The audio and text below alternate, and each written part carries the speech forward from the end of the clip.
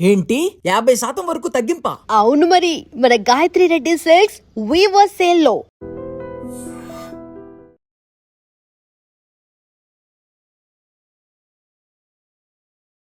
Compulsory క్యారెక్టర్ని పెద్దికి తండ్రిగా పెట్టాలన్న ఆలోచన డైరెక్టర్ గారి.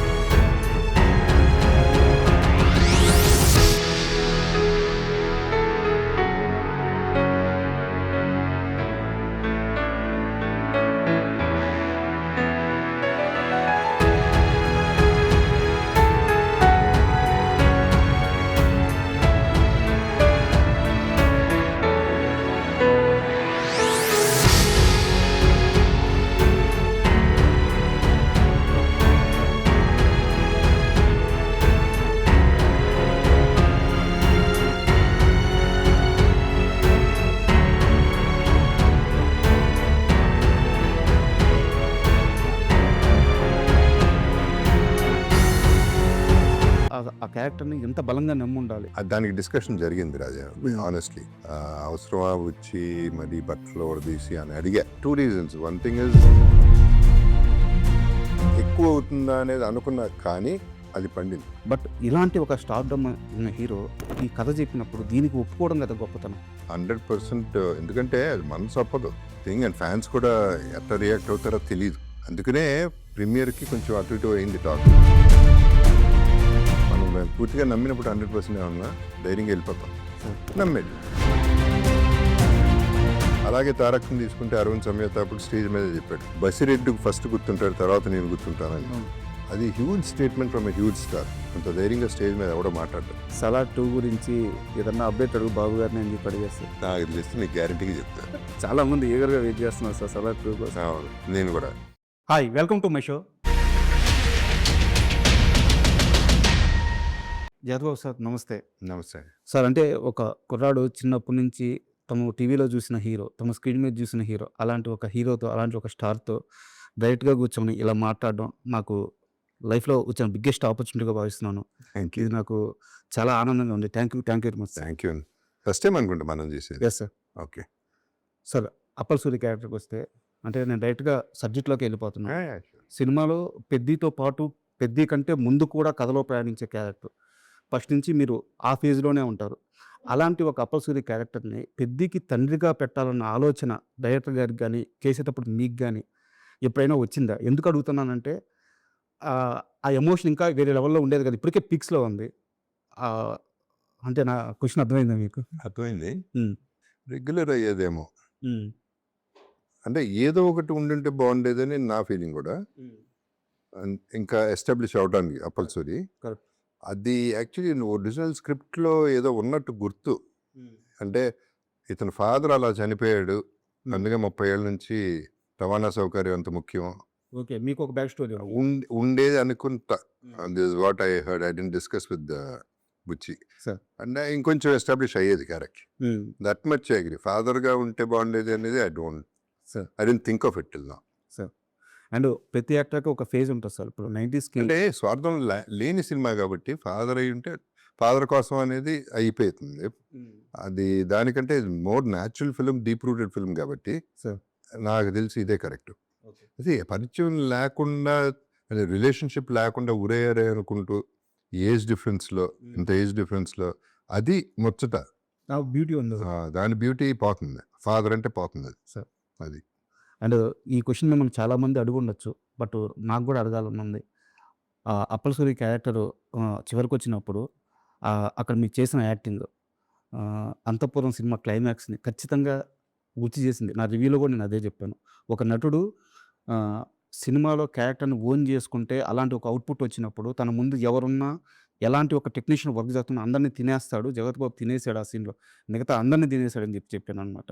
సో ఆ క్యారెక్టర్లో అంత ఇన్వాల్వ్ అవ్వడానికి మీకు ఇచ్చిన ఆ ఇన్పుట్ ఏంది, మీకు వచ్చిన ఏం తీసుకున్నారు ఆ క్యారెక్టర్ నుంచి మీరు? What you ask me now ఎవరు అడగల సార్. సో అందరూ అడుగుంటారని మీరు అనుకుంటున్నారు, కానీ ఆనెస్ట్గా నాకు వచ్చింది ఆ ఫీలింగ్. అంతఃపురం గుర్తొచ్చింది. సార్. ఆ టాపిక్ కూడా వచ్చినట్టుంది. అంతఃపురం మించిపోవాలి ఈ షాట్ అనేదే నా జెన్యున్ ఫీలింగ్ చేసినప్పుడు కూడా. ఇది ఒక చిన్న అట్లా స్ట్రే అయింది థాట్, బట్ అప్పల్ సూరి అనేవాడు పండాల్సిందే. అప్పల్ సూరి ఎందుకంటే ఆ లాస్ట్ మాట, ఆ చూపు, ఆ బాధ అవన్నీ కూడా has to drive the film. అక్కడి నుంచి సినిమా నడిపిస్తాయి.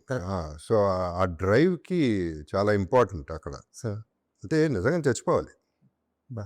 నిజంగానే అది వెళ్తే కానీ, ఆ లూప్లోకి వెళ్తే కానీ అది పండదు. అది ఏమాత్రం పెసరట్టు ఇటు అయినా ఇబ్బంది. నెంబర్ 1. నెంబర్ 2, మీరు అడిగారు కాబట్టి చెప్తున్నాను, అది చేసేటప్పుడు నేను ఎంతో మారుతున్నా, పెద్దతో మారుతున్నా, కానీ నా మనసు, నా చూపు అంతా ట్రైన్ మీద ఉంది. అది వెళ్ళిపోతుంది ఆ ట్రైన్ క్యారెక్టర్లో ఉండడం. అది నా బాధ మధ్య మధ్యలో అదే చూపిస్తున్నా. అంటే వెళ్ళిపోతాడేంట్రా, ఆపడేంట్రా అనేదే నా feel. Sir. I'm very happy with this question because మంచి పాయింట్ ఇచ్చారు మీరు. మీ ఐడెంటిటీ అంటే మీరేం చెప్తారు? అంటే మాకు జగత్ బాబు అంటే ఒక పెద్ద సూపర్ స్టార్, ఒక పెద్ద హీరో, రాజేంద్ర ప్రసాద్ గారి సన్ను. సో ఇలాంటి ఐడెంటిటీ మాకుంది. సో మీ దృష్టిలో మీ ఐడెంటిటీ అంటే ఏంటి? నా ఐడెంటిటీ ఐఎమ్ యాక్టర్ అండి, అంతే. అంతే, అది అది అని కాదు, హీరో విలన్ అది కాదు. Sir. And I'm a director's actor. Sir. I'm not even on my own. అంటే ఫీడ్ డైరెక్టర్ దగ్గర తీసుకుంటా, బేస్ తీసుకుంటా, ఆ తర్వాత ఇక I do my bit. Sir. అంతే. That is my identity and that is what I enjoy. I don't know how to prepare. I don't know what is preparation. I don't do homework. I'm not a method actor. ఏం కాదు, ఆ స్పాట్లో ఆ టైంకి అతని కళ్ళల్లో చూస్తా, అతనికి ఏం కావాలో అర్థమైపోతుంది, అది చేసేస్తాను. అది ఇక నా వేలోనే చేసేసుకుంటాను నేను. I keep doing what ever I feel at that. ఆ మూమెంట్లో ఏం జరిగితే అది జరిగినట్టు. ఇలా చెయ్యాలి అనేది ప్లాన్ ఉండదు అసలు. అది అంటే ప్రతి స్టార్కి కూడా ఒక టైం పీరియడ్ ఉంటుంది సార్, వాళ్ళు పిక్స్కి వెళ్ళే సమయం. అంటే ఇప్పుడు 90sలో మీ సినిమాలు శుభలగ్నం కానీ ఇలాంటి పెద్ద పెద్ద సినిమాలు, పెద్ద పెద్ద హిట్లు పడింది. సో ఇప్పుడు కట్ చేస్తే ఇప్పుడు మీరు తెలుగు సినిమాకి కేర్ ఆఫ్ అయిపోయారు. ఏ స్టార్ సినిమాలు అయినా సరే మీకంటూ ఒక ప్రత్యేకమైన క్యారెక్టర్ ఉంటుంది. సో మీరు ఏ ఫేజ్ని ఎంజాయ్ చేస్తున్నారు కంపేరింగ్ దట్ ఫేజ్, ఈ ఫేజ్. సో ఇప్పుడు మీరు ప్రొఫెషనల్గా చాలా ఎంజాయ్ చేస్తున్నారు ఈ ఫేజ్ ఏనండి. ఈ ఫేజే. బికాస్ దీంట్లో బర్డెన్ లేదు నాకు, రెస్పాన్సిబిలిటీ. పెద్ద ఈజ్ అ రెస్పాన్సిబిలిటీ. సార్. అన్ని సినిమాలకు కాదు, వెరీ ఫ్యూ ఫిల్మ్స్ రెస్పాన్సిబిలిటీ తీసుకుంటా నేను. ఇది నాది, ఇది ఆడాలి, ఓన్ చేసేసుకునేది ఐ వుడ్ సే పెద్ద. సార్. సో మిగతా అన్నీ నడుస్తూ ఉంటాయి అట్ట, కొన్ని రీజన్స్ వల్ల కొన్ని నడుస్తూ ఉంటాయి. సో ఇది ఎందుకు ఎంజాయ్ చేస్తున్నానంటే, నెంబర్ 1 రెస్పాన్సిబిలిటీ అన్నిటికీ లేదు. సో నా నెత్తి మీద బర్డెన్ లేదు కాబట్టి, హీరో మోస్తాడు కాబట్టి ఫ్రీ అయిపోయాను నేను. Number 2, the artist I'm working with, the technicians I'm working with, the span I'm going to. అప్పుడు నాకు ఫ్యామిలీ బ్యాంక్ ఒకటే ఉండేది, ఇప్పుడు అన్ని బ్యాంకులు ఉన్నాయి. So I'm very rich. So ఈ వస్తున్నాయి నాకు. And experiences with these people, the top notch people. ఇప్పుడు చూస్తే మన తెలుగులో I done almost with everybody. I don't know, ఒక అల్లు అర్జున్ది, పవన్ కళ్యాణ్ గారి ఏళ్ళది మిస్ అయింది తప్ప, అది కూడా వస్తాయి, అవి కూడా చేస్తాం. అటు మలయాళం చూస్తే మోహన్ లాల్ గారు, మమ్మూటి గారు, ఇటు తమిళ్ చూస్తే రజనీ గారు, విజయ్, అజిత్, అటు కన్నడ చూస్తే దర్శన్, సుదీప్. సో ఎటు చూసినా ఐ బీన్. హిందీలో సల్మాన్ ఖాన్ ఆయనతో చేశాను, షారుఖ్ ఆయనతో యాడ్ చేశాను. సో ఇంత ఎక్స్పోజర్ నాకు హీరోగా వచ్చేది కానే కాదు. Sir so why should I enjoy this? Sir I'm enjoying this more. And మామూలుగా కిక్ సినిమాలో హీరో క్యారెక్టరైజేషన్ ఉంటుంది సార్. అది చూసినప్పుడు తన లైఫ్లో ఏ మూమెంట్ అయినా సరే తన కిక్ కోసం చేస్తుంటారు. రియల్ లైఫ్లో మిమ్మల్ని చూస్తుంటే నాకు అలా అనిపిస్తుంటుంది. ఎందుకంటే మీరు పడినన్ని సార్లు నాకు తెలిసి ఎవరు పడి ఉండరు. మీరు లేచినన్ని సార్లు ఎవరు లేచి ఉండరు. సో ఒక్కోసారి మీ మాటలు వింటుంటే జగత్ బాబు లాగా బతకాలి అనిపిస్తుంది. ఇంకోసారి అమ్మో ఆయనలాగా బతకూడదు అనిపిస్తుంది. బట్ ఇది మూమెంట్ మీరు మీకు నచ్చిందే చేస్తూ పోయారు. సో ఒక్కసారి మీ లైఫ్ ఫిలాసఫీ గురించి చెప్పండి. ఫిలాసఫీ అంటే ఫస్ట్ ఆఫ్ ఆల్ అది లైఫ్ నన్ను సీరియస్గా తీసుకోకూడదు. దానికి అంత సీన్ లేదు. సార్ ఎందుకంటే ఎప్పుడు పోతుందో తెలియనప్పుడు దాని గురించి ఎక్కువ ఎందుకు ఆలోచించడం? అది నడిచేది ఎలాగో నడుస్తుంది. ఏది జరగాలో అదే జరుగుతుంది, ఇంకోటి జరగదు.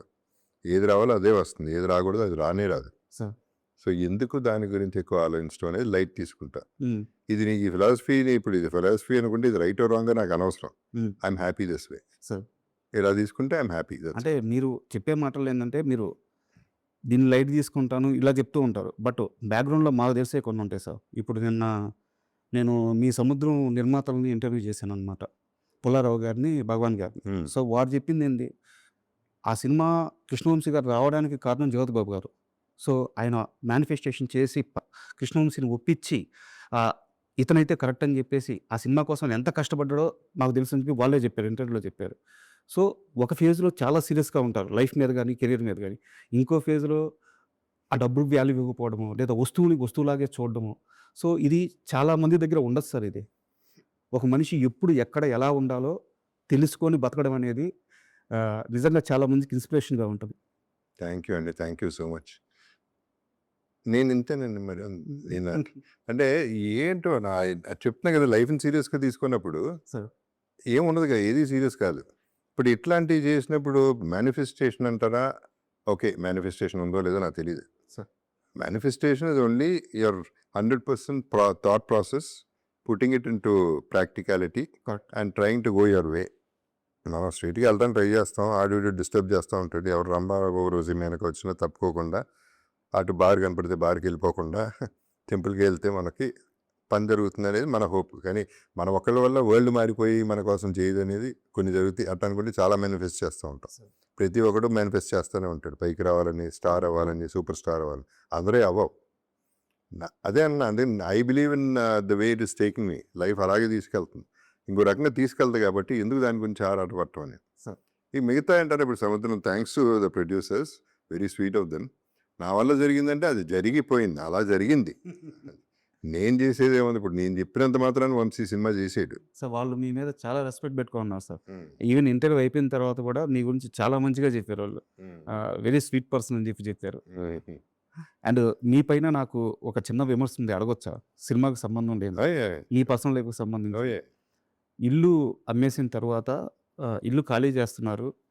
ఇల్లు అమ్మేసిన తర్వాత కూడా 3 కోట్ల రూపాయలు అప్పు మిగిలి ఉంది. నేను వైజాగ్లో లెజెండ్ షూటింగ్లో ఉన్నాను అని చెప్పారు. సార్ అది కరెక్టేనా? ఎందుకంటే జీవితంలో మిమ్మల్ని నమ్ముకొని ఒక పర్సన్ వచ్చారు. సో వారికి ఆ ఇల్లు ఖాళీ చేయడం అంటే, నా ఇంట్లో నేను చూశాను, అలా ఇల్లు ఖాళీ చేసి బయటకు వచ్చారు, ఎంత పెయిన్ ఉంటుందో పిల్లలకి, లేడీస్కి. మా నాన్నగారు అలా వెళ్తున్నప్పుడు ఆ క్షణంలో మీరు అక్కడ ఉండుంటే బాగుండేది కదా. 100% ఎమోషనల్ పాయింట్ ఆఫ్ వ్యూలో మీరు అన్నది కరెక్టే సార్. ప్రాక్టికల్ పాయింట్ ఆఫ్ వ్యూలో ఐ డోంట్ కేర్. ఇల్లు అమ్మేయటం, వీళ్ళ ఎమోషన్ ఆలోచిస్తే, పర్సనల్ ఎమోషన్ కనుక ఆలోచిస్తే I should have been there. Sir in fact వాళ్ళు ఉండకూడదు అక్కడ. Correct sir. బట్ నా సిచ్యువేషన్ అది, నేను లెజెండ్లో అక్కడ స్టక్ అయి ఉన్నాను. షూటింగ్ నుంచి వచ్చేసి అంత అనిపించలే నాకు. అండ్ ఈ విషయంలో I have to thank my wife and children. Sir great person. Definitely వాళ్ళు ఇప్పటి వరకు అప్పుడు అడగలా, ఇప్పుడు అడగలా. మీరు లేకుండా నేను ఖాళీ చేశాను ఇల్లు అనేది టాపికే రాలే ఇంతవరకు. సో వాళ్ళు లైట్ తీసుకున్నారు, డెఫినెట్గా లైట్ తీసుకోవాలా, ఇబ్బంది పడి ఉంటారు, డౌట్ లేదు. But that is the way of life. So ఏం చేస్తాం, అది అయిపోయింది, ఇక నా చేతిలో లేదు అది అని చెప్పి ఉన్న సినిమా కూడా దాన్ని ఇబ్బంది పెట్టి ఇక్కడికి వచ్చి what is the point in doing it? అట్లా ఫ్యామిలీ సపోర్ట్ నాకు విపరీతంగా ఉంది కాబట్టి I'm living the way I'm living. So అది ఎక్కడ మా ఫాదర్ దగ్గర నుంచి తీసుకున్నా, మా బ్రదర్స్ నుంచి, మా సిస్టర్ లాస్ నుంచి, మా వైఫ్ అండ్ మా ఫ్యామిలీ గురించి ఎవరు నన్ను ఇబ్బంది పెట్టలే, ఎప్పుడు నన్ను అడగల. అంతపురం అప్పుడు ఫర్ ఎగ్జాంపుల్ నేను చేసేటప్పుడు డబ్బింగ్ చెప్తున్నాను, క్రూషియల్ డబ్బింగ్ అయిపోవాల్సిందే, సెన్సారు ఏదో ఉంటుంది కదా టెన్షన్. ఓ పక్క మా చిన్నమ్మాయికి ఎమర్జెన్సీలో ఉంది, అంత టైంలో కూడా ఆవిడే చూసుకుంది, వైఫే చూసుకుంది. సార్ నేను ఎవ్రీ మినిట్ కాల్ చేస్తా ఉన్నా, వంశీ కూడా పాపం ఎవ్రీ మినిట్ కాల్ చేస్తూ ఉన్నాడు. వంశీ అక్కడే ఉన్నాడు నాతో, బట్ తను ఫోన్ చేసేది వేరే అస్ట్రాలజర్, ఏంటి పరిస్థితి, పాప పరిస్థితి ఏంటని. సో ఇంత టెన్షన్లో కూడా చేసాం, బట్ ఈ రెస్పాన్సిబిలిటీ వాళ్ళు తీసుకున్నారు. సార్ ఇది వాళ్ళకి నిజంగా నమస్కారం పెట్టాలి, నాకు కాదు ఇక్కడ. So I don't take credit. Sir నేను ఈ క్వశ్చన్ అడగడానికి కారణం కూడా వారి గురించి మీరు ఎక్కడా చెప్పరు, ప్రస్తావించరు, బట్ వారు పడిన పెయిన్ కూడా చెప్పుకోగలను. It's very nice one you ask, because humanity మీద వెళ్ళారు మీరు, sir and wife and children గురించి ఆలోచించి మాట్లాడారు. చాలా మంచి విషయం. నేను మాట్లాడిన కాదు, ఆ ప్రస్తావన ఎప్పుడు రావట్లేదు, నెంబర్ 1. నెంబర్ 2, వాళ్ళు అసలు సినిమా ఇండస్ట్రీ కనెక్టెడ్ కాదు. అవును. సో వాళ్ళకి ఇంట్రెస్ట్ కూడా ఉండదు. నేను చెప్పినా చెప్పకపోయినా ఇంట్రెస్ట్ ఉండదు, చెప్పడం కూడా ఇష్టం లేదు వాళ్ళు. సార్ మా గురించి ఎందుకు చెప్తారు, మమ్మల్ని వదిలేయండి అని. సార్ మాల్కి వెళ్ళినా వాళ్ళు నా పక్కన నడవరు, ఎక్కడికి వెళ్ళినా పక్కన నడవరు, వెనకాల నడుస్తారు, లేకపోతే ముందు నడిచేస్తారు. సో వాళ్ళ గొడవ వేరు, వాళ్ళ లైఫ్ అది. సార్ అండ్ మళ్ళీ అప్పల్ సూరి క్యారెక్టరేషన్కి వస్తే, సో సినిమా చూసేటప్పుడు క్లియర్గా అర్థమవుతుంది మీ క్యారెక్టర్కి సంబంధించిన సీన్స్ ఇంకా కొన్ని ఉన్నాయి, మిస్ అవుతున్నాయి అని చెప్పేసి ఆర్డర్లో ఎంత ఫుటేజ్ మీ సీన్స్ తీసేసి ఉంటారు అంటే మీ అనే కాదు, ఇంకా సినిమాలో చాలా సీన్స్ మిస్ అయినట్టున్నాయి.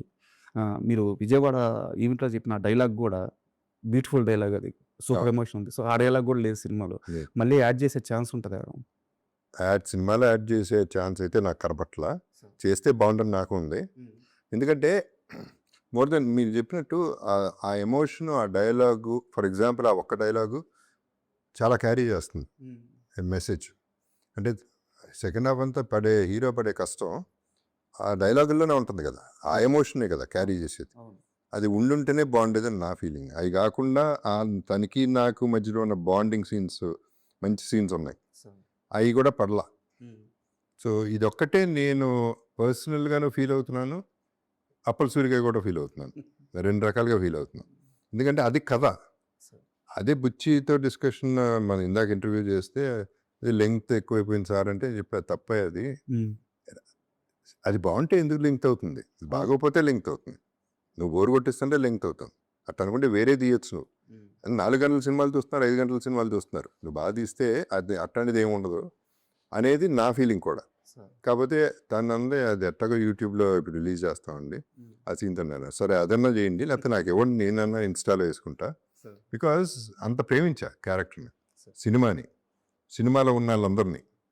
సో అది ఒక నా లైఫ్లో కూడా 2.5 years అదొక ఘట్టం కదా, సాలిడ్ ఫీలింగ్ పెద్ద అనే సినిమా. అంటే ఎందుకు ఆ క్యారెక్టర్తో నేను కూడా ఎందుకు అంత లవ్లో పడ్డామంటే సార్, ఒక గాయం లాంటి సినిమా తీసిన హీరో ఆ బట్టలు ఆ డ్రాయర్ మీద ఆ బురదలో పడి, అది క్లోజ్ షాట్ అర్థమవుతుంది, అది డూప్ కాదు ఏం కాదు, చాలా క్లియర్గా అర్థమవుతుంది. అలాంటి సీన్కి కూడా ఒప్పుకున్నాడంటే ఆ వ్యక్తి ఆ క్యారెక్టర్ని ఎంత బలంగా నమ్మి ఉండాలి, ఆ పెయిన్ని ఎంత సీరియస్గా తీసుకొని ఉండాలి, Correct. అర్థమవుతుంది. దానికి డిస్కషన్ జరిగింది రాజా, ఆనెస్ట్లీ. అవసరమా వచ్చి మరి బట్టలు వడదీసి అని అడిగా. తను పాపం ఈనేసి సార్ వద్దంటే చెప్పండి పర్లేదని. సో నేను ఆలోచించా, అంటే 2 reasons. 1 thing is నా బ్యాక్ వీక్, అది కనుక ఇరిగిందంటే ఇంకా అక్కడే ఉంటా, ఆ మెట్లోనే పడుకుంటా. సో అదొక రీజను. రెండోది ఎక్కువ అవుతుందా అనేది అనుకున్నా, కానీ అది పండింది. ఇప్పుడు మీరు ఎత్తుతున్నారంటే ఆ టాపిక్, ఆ షాట్ వెరీ క్రూషియల్ అయిపోయింది, నాకు ఆయుపట్టు అయిపోయింది ఆ షాట్. సో డెఫినెట్గా వర్కౌట్ అయిన షాట్. అండ్ ప్రతి ఒక్కరు కూడా రామ్ చరణ్ గారి కష్టం గురించి, సినిమా రివ్యూ గురించి మాట్లాడుతున్నారు. అవును. బట్ నా క్వశ్చన్ ఏంటంటే, హీరోనాక కష్టం ఇంక తప్పదు, ఎలా చేయాలి. బట్ ఇలాంటి ఒక స్టార్డమ్ ఉన్న హీరో ఈ కథ చెప్పినప్పుడు దీనికి ఒప్పుకోవడం కదా గొప్పతనం. సో మన స్టార్ హీరోలు ఇలాంటి కథ చెప్పే సినిమాల్లో అది గ్యారంటీగా ఒప్పుకుంటా 100%. ఎందుకంటే అది మనసు ఒప్పదు, because it's serious thing, and fans కూడా ఎట్లా రియాక్ట్ అవుతారో తెలియదు. అందుకనే ప్రీమియర్కి కొంచెం అటు ఇటు అయింది talk. Sir 1 of the reasons అది. ఎందుకంటే వాళ్ళ హీరోని అట్లా చూడటం వాళ్ళకి ఇష్టం లేదు, కానీ అది ప్రాణం పెట్టిన సినిమా కాబట్టి చేయగలిగాడు, ఒప్పుకోగలిగాడు. అండ్ ఈ జనరేషన్స్తో బ్యూటీ ఏంటంటే రామ్ చరణ్ పట్టించుకోడేటండి, ప్యాషన్, పిచ్చి ప్యాషన్తో చేస్తాడు. ఏదైతే అదైనా చేసేద్దాం. Hmm. మనం పూర్తిగా నమ్మినప్పుడు 100% ఏమన్నా ధైర్యంగా వెళ్ళిపోతాం. Sir. నమ్మాడు, ధైర్యంగా వెళ్ళాడు. అని మీరు అన్నారు ఇందాక, కష్టం అందరూ పడతారు కరెక్టే, కానీ ఈ సినిమాలో రామ్ చరణ్ పడిన కష్టం చాలా ఎక్కువ. కనిపిస్తుంది సార్. అది చాలా అది బయటకు వచ్చేసింది ఎట్టగా. అవును. అది ఇష్టం లేని వాళ్ళు కూడా బాగా చెప్పాల్సిందే, వేరే చాయిస్ లేదు అక్కడ. ఎందుకంటే ఇట్స్ బాడీ అండ్ మైండ్ రెండింటితోనూ ప్లే చేయాలి. It's not easy. సో ఇక్కడ రామ్ చరణ్ అన్నారు కాబట్టి I would like to thank Chiranjeevi garu, because ఆయన ట్వీట్లో అన్ని పేర్లు పెట్టారు, okay, but my brother Jagapathi Babu అని పెట్టారు. Sir. I'm very happy with that.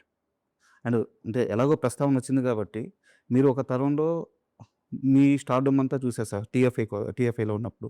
So next తరంలో ఇప్పుడు వచ్చినప్పుడు రామ్ చరణ్ గారు కానీ, ఎన్టీఆర్ గారు కానీ, మహేష్ బాబు గారు కానీ, బన్నీ కానీ, ప్రభాస్ కానీ, ఇలాంటి వాళ్ళందరి వరకు దగ్గర నుంచి చూస్తున్నారు, వాళ్ళతో కలిసి పనిచేశారు. సో టీఎఫ్ఐకి వీళ్ళు నెక్స్ట్ జనరేషన్ టీఎఫ్ఐని ఎక్కడ తీసుకెళ్తారు అంటే వీళ్ళ క్రేజీ ఏ రేంజ్కి వెళ్ళద్ది. ఒక చిరంజీవి గారు, ఒక బాలకృష్ణ గారు ఆ స్టార్డమ్ని ఇప్పుడు వీళ్ళు ప్యాన్ లెవెల్కి వెళ్ళిపోయారు. వీళ్ళ కష్టం చూస్తున్నప్పుడు కానీ మన హీరోల గురించి ఏం చెప్తారు? వీళ్ళు ఎక్కడికైనా తీసుకెళ్ళగలరు సార్. వీళ్ళందరూ మీరు చెప్పిన పేర్లన్నీ ఆ టాప్ ఇంకా ఉన్నారు. వీళ్ళందరూ కూడా డెఫినెట్గా they make us feel proud. Sir. Doubt లేదు. నెంబర్ 1 అంటే ఏదైనా చేసేయగలరు అనేది ప్రూవ్ చేశారు. ఎవరికాళ్ళే వాళ్ళ ఛాన్స్ దొరికినప్పుడల్లా ప్రూవ్ చేశారు, చేస్తూనే ఉంటారు. సార్. అది కాకుండా మీరు గుర్తించాల్సింది, ఇప్పుడు ఈ సినిమాలో అప్పల సూర్య అనే క్యారెక్టర్ ఎంత పండుతుందని తెలిసినా ఓకే చేసి ఒప్పుకునే హీరోలు కూడా తక్కువ. అలాగే తారక్ని తీసుకుంటే అరవింద్ సమేత అప్పుడు స్టేజ్ మీద చెప్పాడు, బసిరెడ్డి ఫస్ట్ గుర్తుంటాడు, తర్వాత నేను గుర్తుంటానని. అది huge statement from a huge star. అది ఎవడో చెప్పడు, అంత ధైర్యంగా స్టేజ్ మీద ఎవడో మాట్లాడ్డా. ఎందుకంటే అది యాక్సెప్ట్ చేయటం అనేది చాలా కష్టం ఒక హీరో.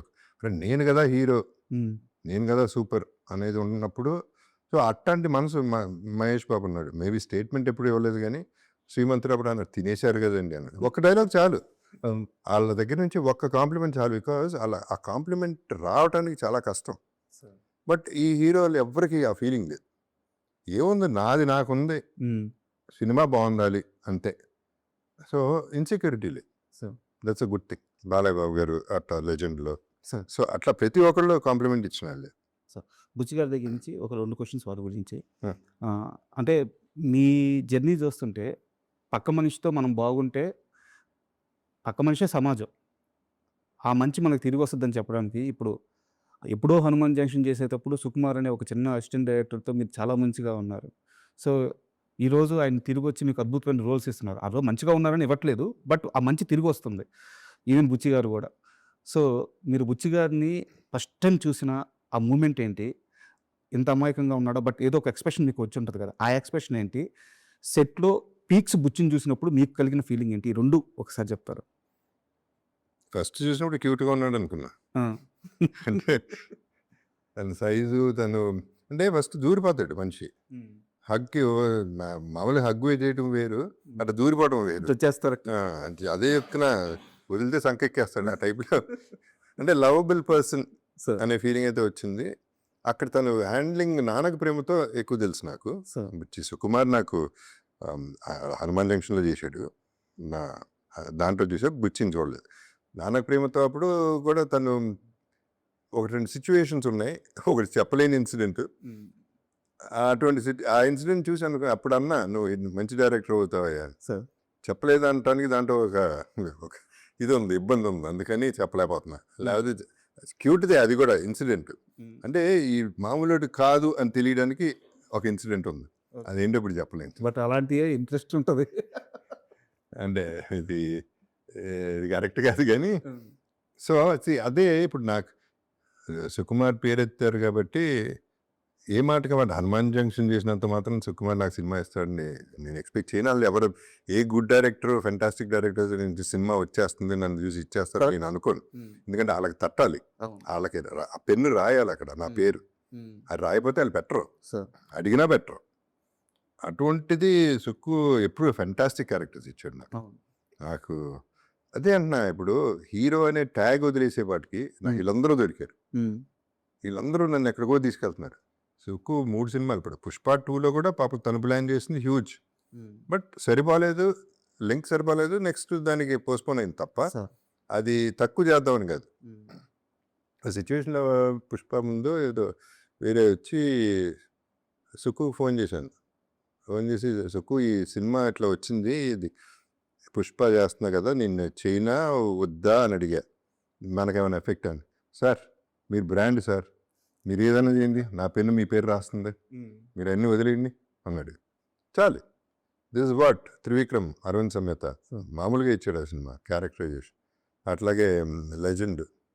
సో ఈ సినిమాలు ఇలా వీటిలోనే అయిపోయినాయి. 3 డైరెక్టర్స్ 6 సినిమా, ఫస్ట్ 5 సినిమాలు, ఇప్పుడు పెద్ద అది. అండ్ లెజెండ్ ప్రస్తావన వచ్చింది కాబట్టి రామ్ ప్రసాద్ గారిని ఇంటర్వ్యూ చేసింది సార్, కెమెరా రామ్ ప్రసాద్ గారిని. సో వారు చెప్పారు, మీరిద్దరు ఫేస్ ఆఫ్ ఉంటుంది కదా, బాలకృష్ణ గారిది మీది ఫేస్ ఆఫ్ ఉంటుంది, అది మొత్తం షూట్ చేసేసారంట ఫస్ట్ యాక్చువల్గా వేరే యాంగిల్లో పెట్టి కెమెరా. ఆ తర్వాత మీ ఇద్దరిలో ఉన్న ఇంటెన్సిటీ, ఆ ఢీకునే విధానం చూసి సరిపోక ఈయన కెమెరా మళ్ళీ భుజం మీద వేసుకొని ఫాలోఅప్ షాట్ తీశారంట. సో ఆ రోజు సెట్స్లో వాళ్ళిద్దరిని చూస్తుంటే సినిమాలో చూసిన తక్కువ, సెట్స్లో చూస్తే కళ్ళు సరిపోవని చెప్పి చెప్పారు. నేను అది కరెక్టే. రామప్రసాద్ అంటే అది అట్లాంటి పనులు ఎప్పుడు చేస్తారు డిఓపీలు, విపరీతంగా ఇన్వాల్వ్ అయిపోయి, ఇంకా వాళ్ళు ఎంత బాగా చేస్తున్నారు మేము ఇంకా బాగా చేయాలి, హెల్దీ కాంపిటీషన్. సో అది వచ్చిందంటేనే సినిమా హిట్. కరెక్ట్. లేకపోతే ఇన్వాల్వ్ అవ్వం. నా సూపర్ హిట్ సినిమాలన్నీ షూటింగ్ స్పాట్లో తెలిసిపోతాయి, ఇది గ్యారంటీ కొడుతుందని. ఎప్పుడు తెలుస్తుందంటే డైరెక్టర్ వీళ్ళు క్లాప్స్ పక్కన పెడితే ఈ డిఓపీలు వీళ్ళు ఉంటారే, వాళ్ళు బెటర్ షాట్ పెట్టాలి అని ఎప్పుడైతే ఆలోచిస్తున్నారో అప్పుడు తెలిసిపోతుంది మనకి. ఇప్పుడు అరవింద్ సమేత చేసేటప్పుడు వినోద్ తను అనేవాడు, సార్ మీరు వస్తుంటే నేను ఇంకా బెటర్ ఫ్రేమ్ పెడతానండి అంటే మనకి ఇంకా ఫుల్ జోష్ వచ్చేస్తుంది న్యాచురలీ. అతను ఇంకా బాగా పెడతాను, నేను ఇంకా బాగా చేయాలని. అంతే కదా. అంతేగా, it's a healthy competition. So this is where I'm very lucky. Basically that's what I'm saying. వీళ్ళందరితో పని చేయగలగటం, అక్కడే నా నా నా యాక్చువల్ టాలెంట్ బయటపడేది వీళ్ళ వల్ల. ఈ ఛాన్స్ నాకు అట్లా దొరికేది కాదు కదా హీరోగా అట్లని. సార్ అది సార్ యాక్చువల్గా ఇంటర్వ్యూకి వస్తున్నానంటే చాలామంది అడగమన్న ప్రశ్న వచ్చేసి సలార్ 2 గురించి ఏదన్నా అప్డేట్ అడుగు బాబు గారిని అని చెప్పి అడిగేస్తారు. నాకు తెలిస్తే నీకు గ్యారంటీగా చెప్తా, అప్పటికి తెలిసి టూర్ గురించి. సార్ చాలామంది ఈగర్గా వెయిట్ చేస్తున్నారు సార్ సలార్ 2 కోసం. అవును, నేను కూడా. Sir and thank you very much. ఎందుకంటే ఒక అప్పల్ సూర్య అనే క్యారెక్టర్ని సినిమా చూసిన తర్వాత కూడా ఒక ఇన్స్పిరేషన్గా ఇంటికి తీసుకెళ్ళగలుగుతున్నాం మేము. సో ఇలాంటి మంచి క్యారెక్టర్స్ మీరు చేస్తూనే ఉండాలి. టీఎఫ్ఐలో మీ స్థానం ఎప్పటికీ ఒక ముద్రలో పడిపోయింది. సో దీన్ని ప్లీజ్ కంటిన్యూ చేయండి. Thank you very much. Thank you very much అండి. And for more videos, Please subscribe to iDream. Please subscribe to iDream. Please subscribe iDream. And please subscribe to iDream. For more videos, subscribe to iDream. please like, share and subscribe to the channel. Congratulations, iDream. Subscribe to iDream. Subscribe to iDream. So subscribe to iDream Media. iDream team అందరికి huge congratulations. Please subscribe iDream Media. Please subscribe to iDream. Subscribe iDream. Please subscribe to iDream.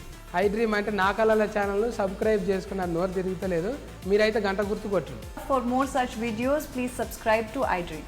Subscribe to iDream. Please subscribe to iDream. Please subscribe iDream Media. Please do subscribe to iDream. Please subscribe to iDream Media. For best entertainment and information, please subscribe iDream. And don't forget to subscribe to iDream.